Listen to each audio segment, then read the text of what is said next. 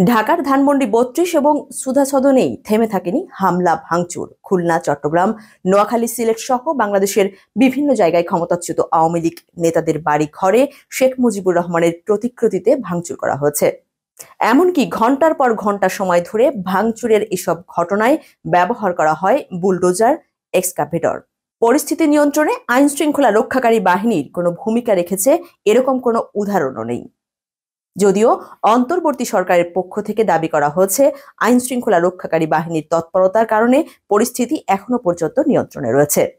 কিন্তু ঘটনাগুলোর প্যাটার্ন বা চরিত্র দেখে বিশ্লেষকদের অনেকেই মনে করছেন এর পেছনে এক ধরনের প্রস্তুতি বা পরিকল্পনা ছিল।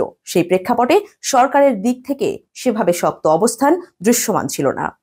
ফলে সরকারের ভূমিকা নিয়ে সন্দেহ প্রকাশের এবং প্রশ্ন তোলার সুযোগ তৈরি হয়েছে। বুধবার সন্ধ্যায় ধানমন্ডি ৩২ নম্বর থেকে ভাঙচুরের ঘটনা শুরু হয়ে দেশের বিভিন্ন প্রান্তে তা ছড়িয়ে পড়ে।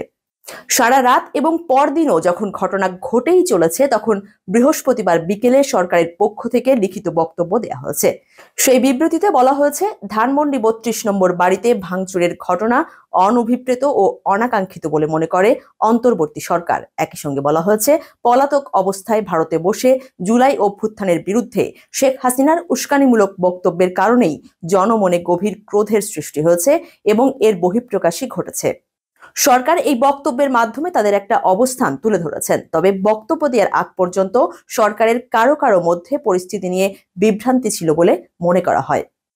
বৃহস্পতিবার সকালে অন্তর্বর্তী সরকারের একজন উপদেষ্টা অনানুষ্ঠানিকভাবে বলছিলেন, সরকারের অবস্থান তার জানা নেই এবং অব্যাহত ভাঙচুরের ঘটনায় তিনি হতভম্ব হয়েছেন।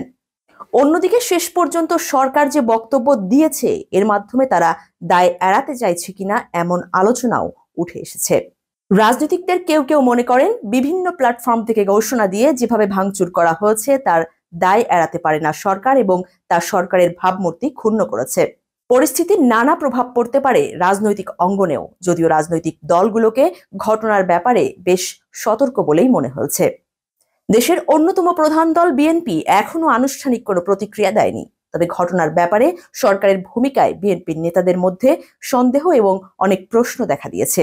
দলটির নীতি নির্ধারণী ফোরাম, জাতীয় স্থায়ী কমিটির একাধিক সদস্য মনে করছেন, ভাঙচুরের ঘটনাগুলো যে রাত দিন ধরে চলছে এতে তারা হতভম্ব হয়েছেন, বিস্মিত হয়েছেন।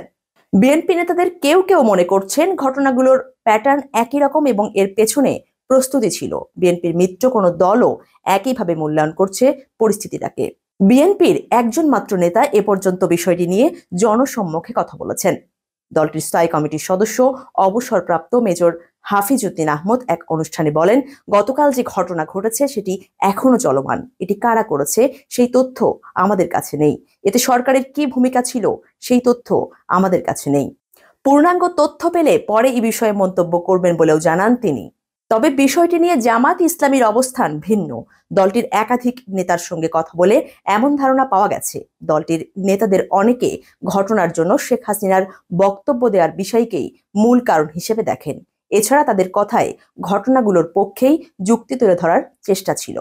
বিএনপির মিত্র গণতন্ত্র মঞ্চের অন্যতম নেতা সাইফুল হক বলেন, ঘটনা যে কারণেই ঘটুক না কেন সরকার পরিস্থিতির দায় কোনোভাবেই এড়াতে পারে না।